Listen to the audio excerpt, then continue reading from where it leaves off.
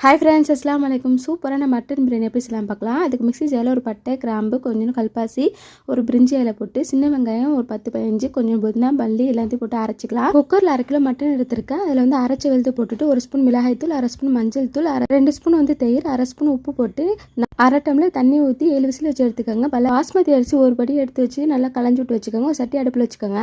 4 spoon எண்ணெய் 4 spoon நெய் போட்டு பட்டை கிராம்பு பிரிஞ்சி இலை 4 பல்லாரி வெங்காயத்தை சாப் பண்ணி வச்சுருக்கேன். அதையும் போட்டு நல்லா ரோஸ்ட்டாக வதக்கின பிறகு 1/2 ஸ்பூன் இஞ்சி பூண்டு போட்டு நல்லா வதக்கின பிறகு 4 தக்காளி 2 பச்சை மிளகாய் கொஞ்சம் புதினா மல்லி போட்டு நல்லா வதக்கி விட்டுட்டு வேக வச்சது கறியும் போட்டு 2 ஸ்பூன் வந்து தயிரையும் ஊற்றி நல்லா வதக்கி விடுங்க.